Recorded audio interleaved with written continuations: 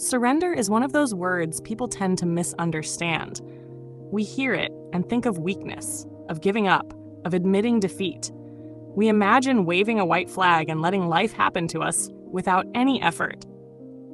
But true surrender isn't about abandoning your life. It's about releasing your grip on the illusion that you can control everything.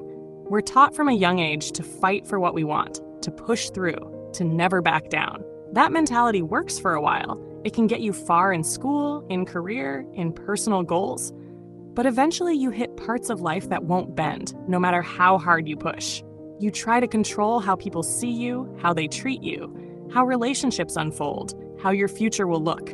And when those things don't go your way, the instinct is to push harder, to try to think of every possible outcome, every possible move, every possible solution until you've worn yourself out mentally and emotionally.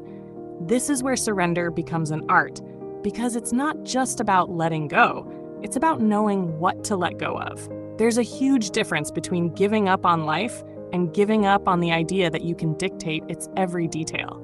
Psychologically, surrender is tied to what's called acceptance.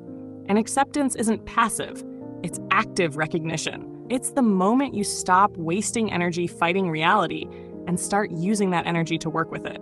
The brain hates uncertainty. It's wired to try and control outcomes because predictability feels safe. But in that attempt to control, we often create more stress, more fear, more suffering than the actual situation requires. When you don't surrender, you live in a constant state of mental resistance. Every obstacle becomes a personal failure. Every disappointment feels like the end. But when you learn to surrender, you start seeing that life isn't a straight line. It's a river. You can't force the current to change direction, but you can decide how you move within it.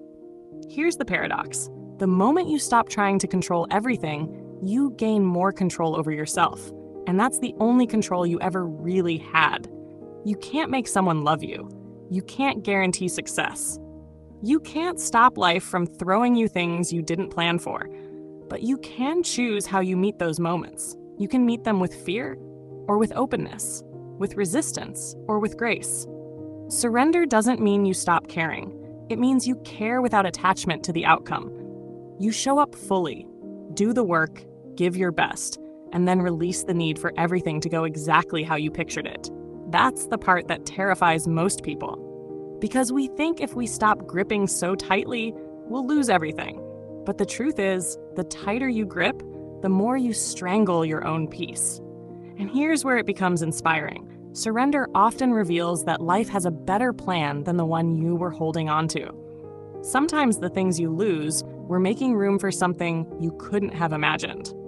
Sometimes the ending you resisted so much becomes the beginning you needed. There's a quiet strength in surrender. It's not loud, it's not flashy. It's the calm in your chest when you stop fighting what you can't change. It's the deep breath you take when you realize you don't have to have it all figured out to keep moving forward. It's trusting that you can handle whatever comes, even if it's not what you expected. Life will keep teaching you this lesson until you learn it. And once you do, you'll realize surrender isn't the end of the fight. It's the start of freedom.